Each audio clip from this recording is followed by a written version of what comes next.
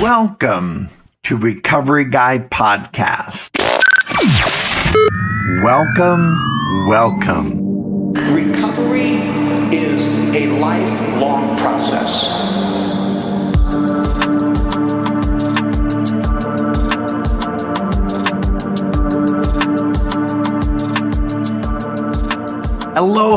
Hello. My name is Robert. I am the Recovery Guy. And if this is Thursday, this is the Checkup. Welcome back. And if this is your first opportunity with us, welcome. We are excited that you are here and have decided to take a listen. I hope you stay for the entire podcast. I hope you have an opportunity to be intrigued enough and interested enough to go back and listen to some of the things that we have already shared. Recovery Guy Podcast and recoveryguy.org is a team of Juan Jimenez as the podcast engineer, and John Barker, who is our website administrator and coordinator. We all three work together to bring you this audio content, the content at recoveryguy.org, and how all of these pieces come together. I certainly could not do this without those two men. And so, with Thanksgiving, and we're thankful for all the things that were given.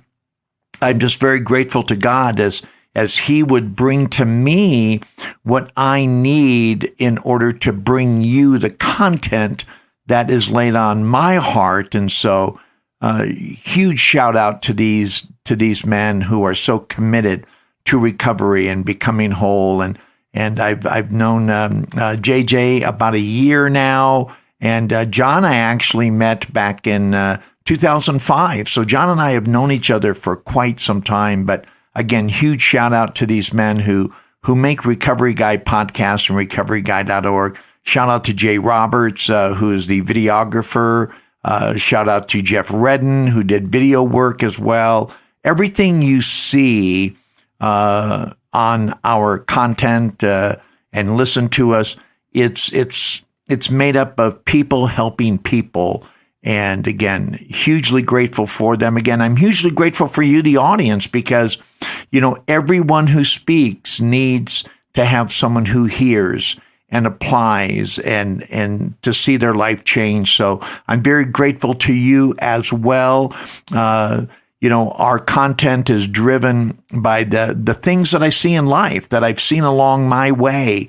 And the people that I have met who have so enriched me, whether it was Pete the Greek or Texas Mike or Abe the Alcoholic or Slow Will or Miracle Eddie, you name it, men in my life, women in my life who've shown me a path of becoming well and making a difference as they would in my life, to equip me so I can make a difference in the life of others.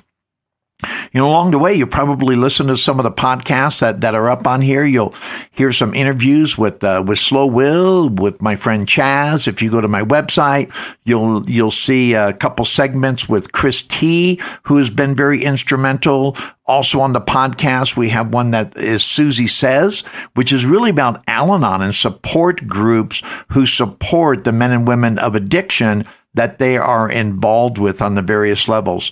I've gotten, content from Wendy, my wonderful friend in Florida, for some of the content that we performed.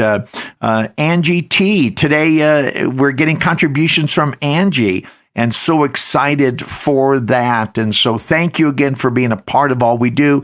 I hope your Thanksgiving is wonderful.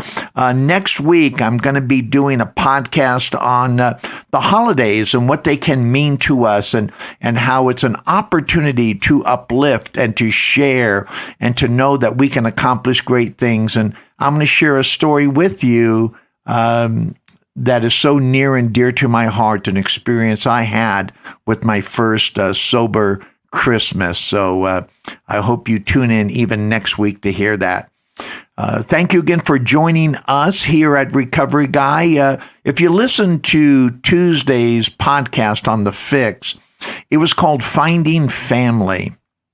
So important because we are so isolated.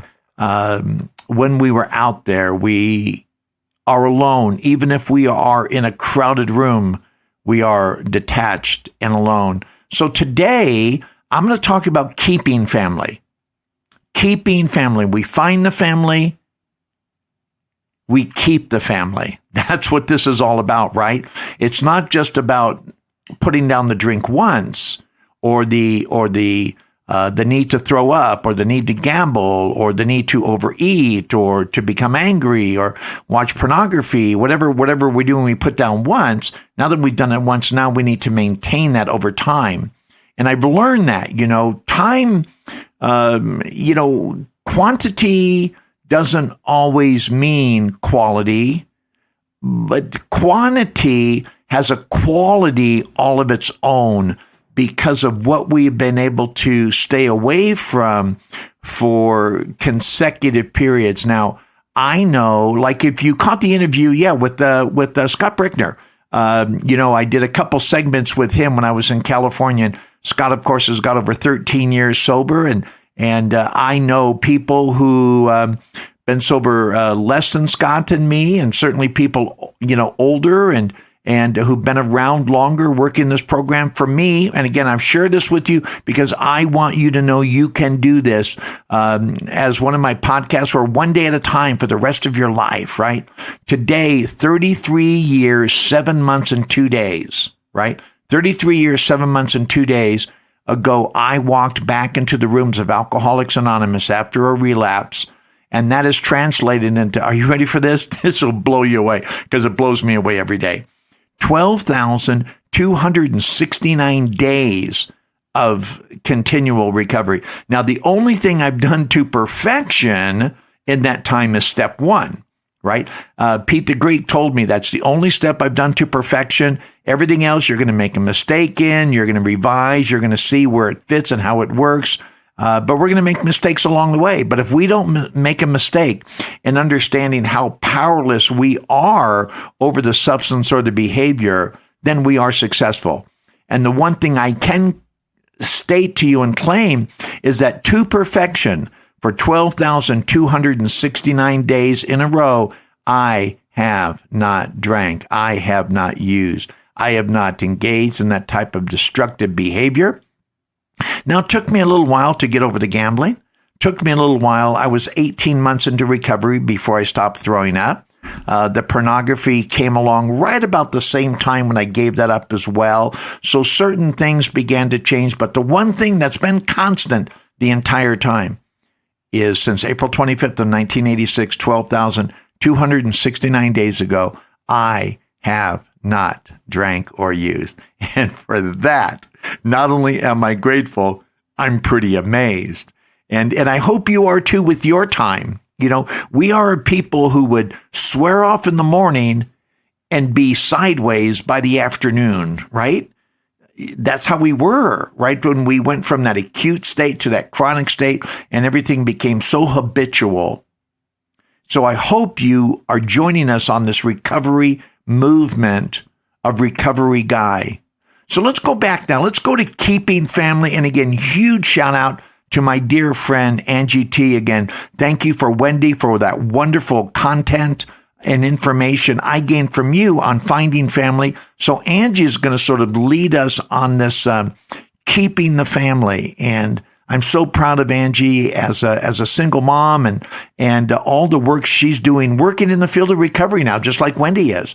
And the difference that these young women are making in recovery as recovery is making a difference in them.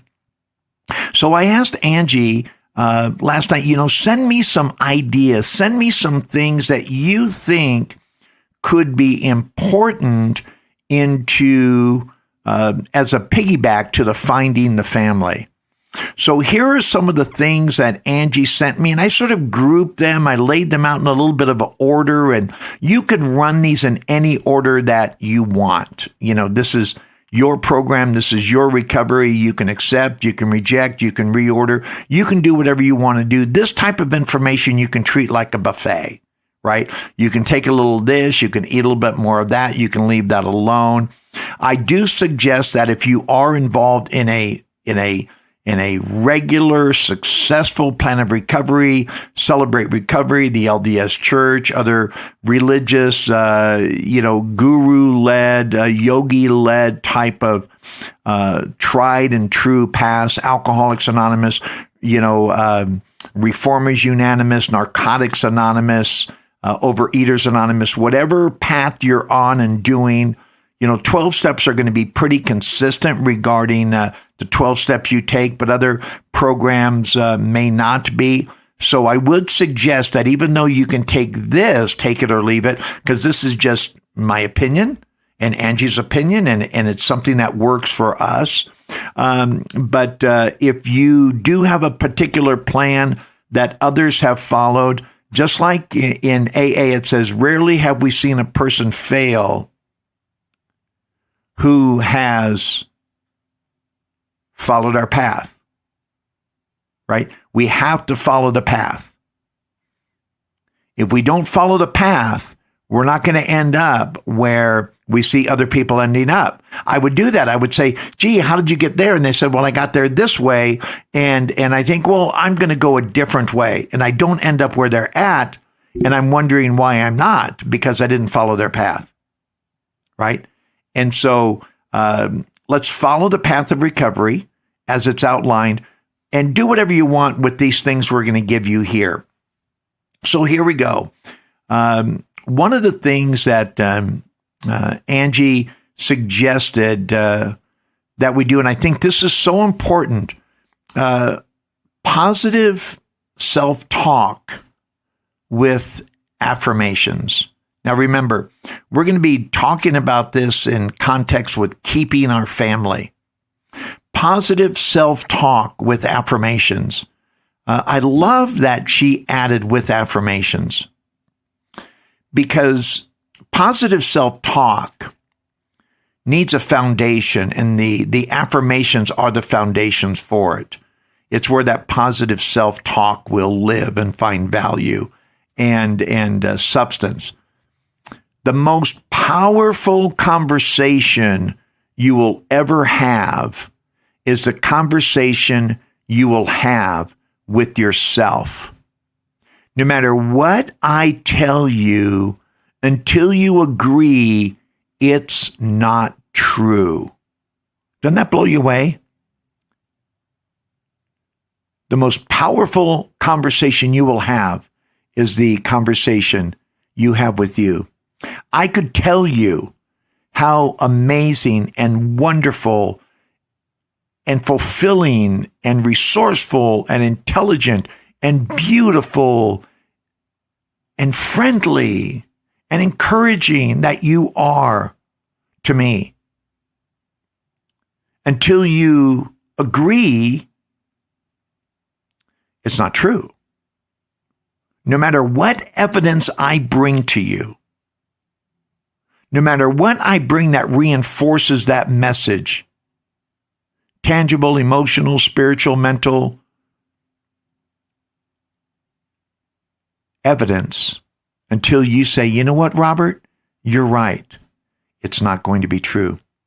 And then the affirmations are so important because we need to continually affirm who we are as a person. I love the next one that Angie gave to me. Work through your shame.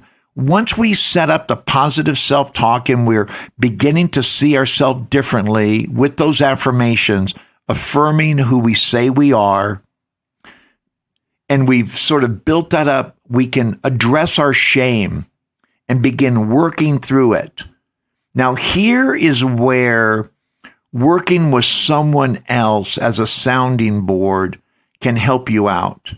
You know, one of the things that I love about my Christian faith is being discipled, being able to work with someone on areas that I'm not comfortable with me in, or areas where I'm not who I know I ought to be or can be, and there's some shame associated with it.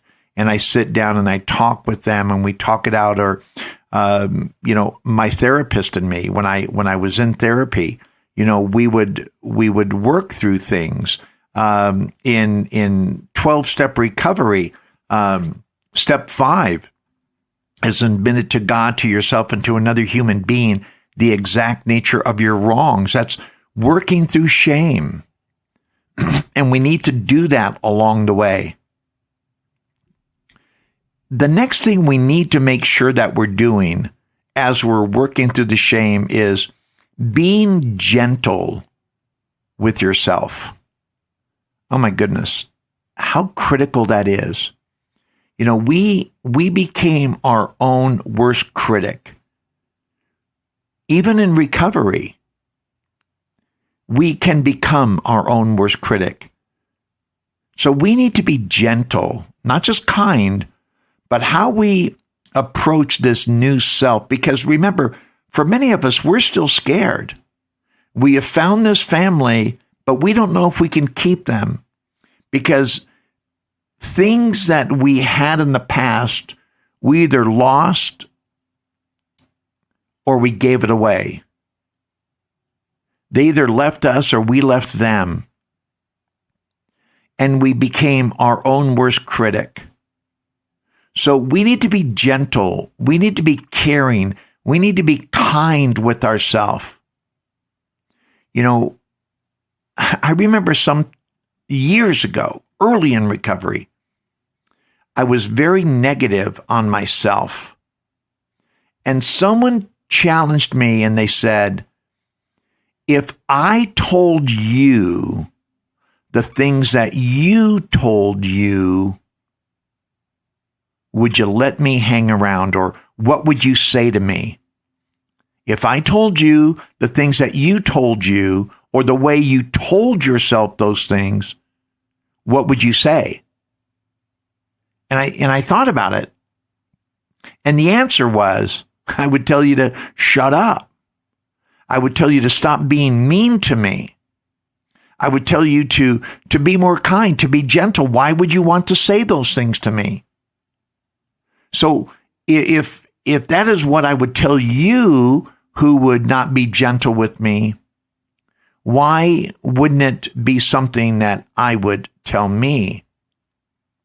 So be gentle with yourself. And these first 3, I love them because we own them 100%. They are internal in nature and spiritual and emotional in nature. The next one is really practical. I love this. Angie says to hang with people who help build you back up. Wow. They told me to change old playgrounds and old playmates. And this is all part of that. Hang with people who help build you up. Water seeks its own level. It's a scientific principle. Misery not only loves company, but misery loves miserable company.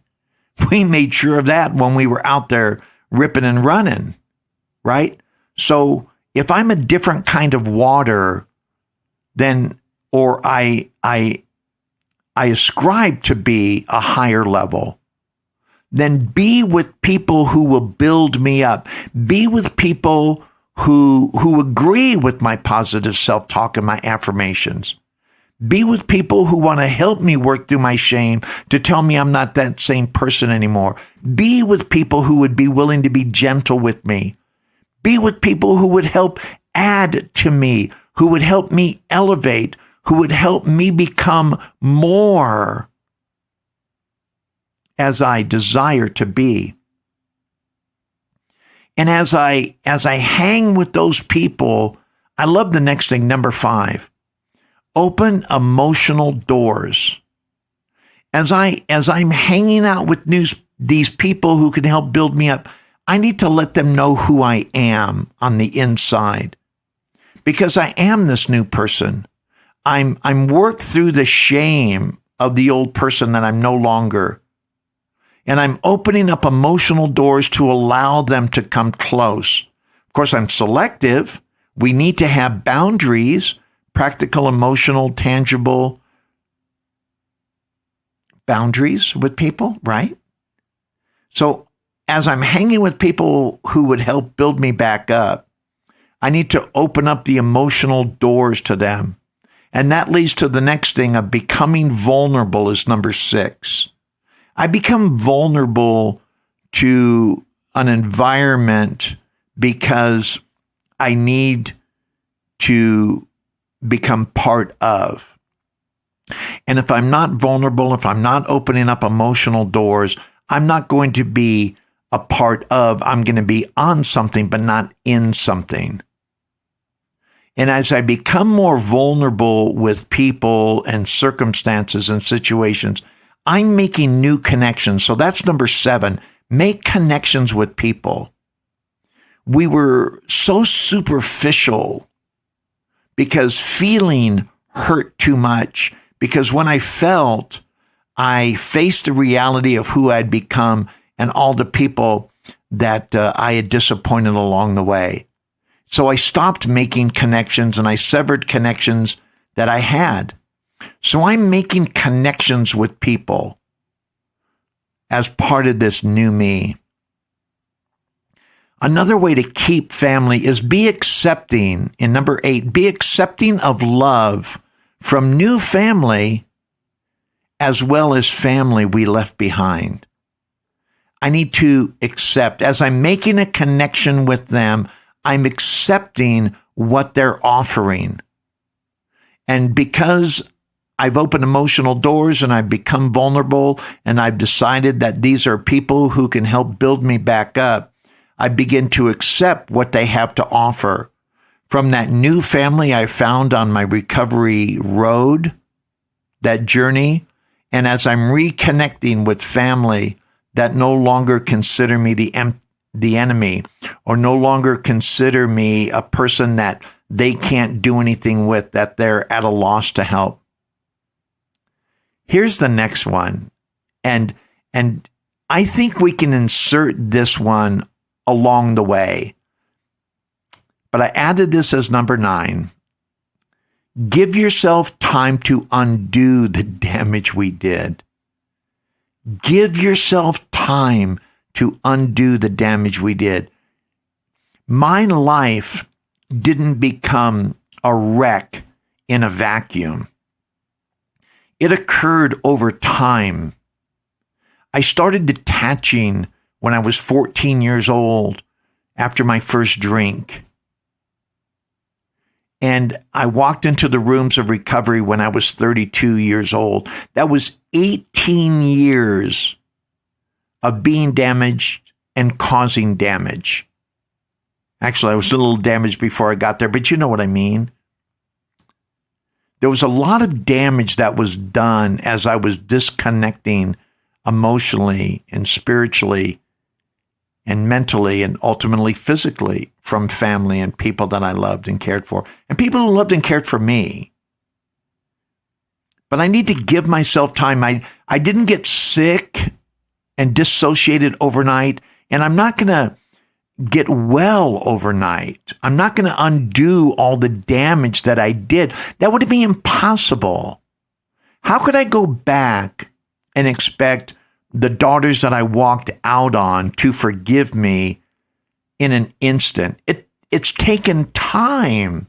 And I need to give them time, and I need to accept my time as I grow and change, as they grow and change. And trust is restored and developed and processed and watered and cultivated and grown. Give yourself time to undo the damage that we did. And I think we have a formula here. I talked to you about the ways of finding family, and I think these are great ways. Positive self-talk with affirmation. Work through your shame. Be gentle with yourself. Hang with people who help build you back up. Open emotional doors. Become vulnerable. Make connections with people. Be accepting of love from new family as well as family we left behind. Give yourself time to undo the damage we did. I think that if you do these things, I've done these things, maybe not in this order, but over time, and I still do many of them. I'm still doing number 1. I'm still doing number 4. I'm still, as other shame would come up, most of it's uncovered and gone by now. And, as Will says, it says, clear away the wreckage of your past. Well, Will taught me to clear away the wreckage of my present so it doesn't become the wreckage of my past. So there's a lot of these things I just need to maintain, but I'm always looking to make new connections with people or deeper connections with people that I already have a connection with. I'm still giving myself time. I'm still learning to be accepting. I continue to hang with people who help build me up. So this is a life process. We just don't do these once and leave them behind, because I'm always looking for ways to not only keep my family, but to deepen the love, the unity that I have with them. So Monday, the fix was finding family. Thursday, the checkup is keeping family. Thank you for joining the Recovery Guy today. Thank you for sharing these moments with us in this recovery movement. Just like Mr. Denning and Stephen Covey and others with the quality movement. We're calling this the recovery movement because it is. And we want you to join us. So when you listen to the podcast, when you go to recoveryguy.org, would you subscribe? Would you share? Would you comment? Let us know how you're doing, because we want to make a difference in your life, just as you, the listener, are making a difference in our life. And I guarantee you the commitment that JJ, John Barker, and I have for you is without measure and without end. Thank you for joining the Recovery Guy. Thank you for being a part of this movement. Thank you for helping me find family. Thank you for helping me keep family. Thank you for everything that you do so I can give back in return. Again, my name is Robert. I am the Recovery Guy. I was trying to do everything